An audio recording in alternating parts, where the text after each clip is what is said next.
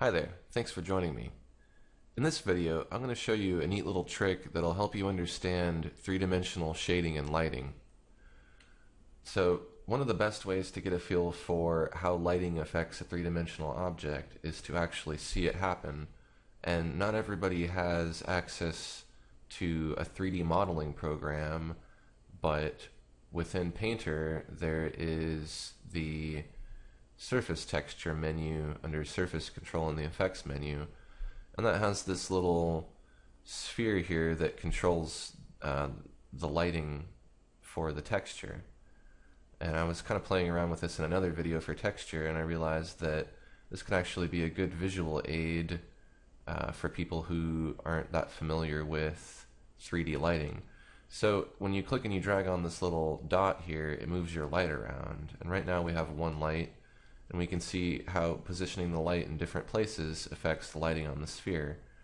So if I go ahead and move this palette over, and I go somewhere like here, you can see I have something similar to my example here. And this is something I just painted by eye. If I wanted to add a light, I could tap and add another light and move it down here, and I can see how the secondary light would affect the shape. There's some different settings here that you can play around with to affect the brightness of the lights and do some different things to it. And we could even change the color by clicking on this little swatch here. Maybe we could make it a blue light like this. So we get some sort of an idea as to what exactly we can do with our lighting, and if we move our light we get some different effects.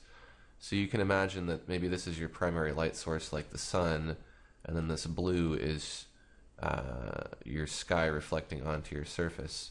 So it really kind of gives you an idea of how this should be working. You probably don't want to use too many lights. If you accidentally make more lights than you want with a light that you don't want selected, just hit delete on your keyboard. We'll go ahead and keep the second one, and I'm going to click on OK so that I can do some more work on my painting. And I don't really want this texture, so I'm going to just cancel out of it by doing an undo. And I'm going to start over and make a brand new sphere from scratch based on those observations that I made from that menu there. So I'm going to make a new layer, call it Sphere 2. And the way I made that sphere, I used the oval selection tool here, and you tap.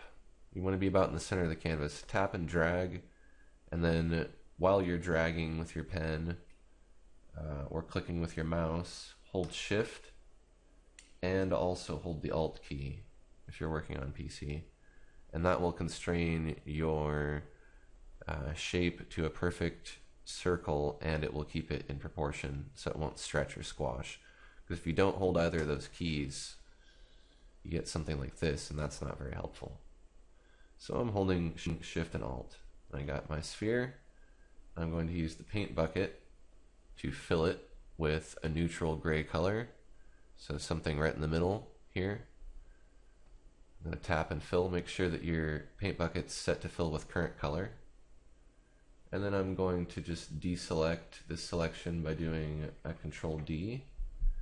Or you can select none from the select menu. And now I'm going to do a little trick here where you turn on preserve transparency, and that makes it so that you won't be able to paint outside of this sphere shape, so it kind of stencils it off. I'm going to pick black. I'm going to take the digital airbrush with a low opacity setting of 9, make a pretty big brush here, and then I'm just going to paint what I remember seeing there. If I need to look again, I can always go back into that menu, but I've got a pretty good idea of how the lighting looked there. So we had something like this, and there was a pretty good highlight over here on the top. It's not going to be an exact duplicate, but something close. And then there was a little bit of reflected light down here on the side. This airbrush works really well for this. And these little reflected rim highlights are really nice because you have to think of this whole object as having a bunch of different sides. I know it's a sphere, doesn't actually have any flat sides, but this side that's facing away from you might have some light reflecting off of it. So you would see that light area kind of start to wrap around the corner there. So you could, put a little bit of this here and there and everywhere and really make it look pretty nice and three-dimensional. And if you need some more inspiration, or you need to just kind of play around with this more, again, you just go to the Effects menu, Surface Control, Apply Surface Texture, and you can see your last setting here. If you have like a screen capture program or a screen snipping thing where you can just do a capture of the screen, you could do that too, save a little snippet, and then you could, have this to be able to look at it at the same time. Now, if you want to hide this little icon here for these lights, you can uncheck this box, show light icons, and then you'll be able to see it without those little light icons getting in your way. I'm going to, again, do an undo there.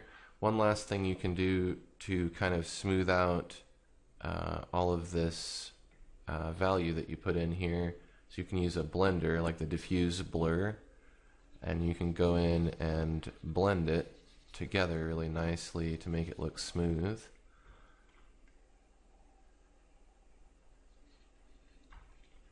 Like so. And you get a really nice looking three-dimensional object. If you're interested in learning more about how to shade other shapes besides spheres, you can watch one of my videos on shading primitive shapes, and I'll post a link to those videos in this video's description. If you found this information helpful, take a quick second to like this video or share it or comment on it, and that'll just make it easier for other digital artists out there to find this information. Thanks for watching, and stay tuned for my next video.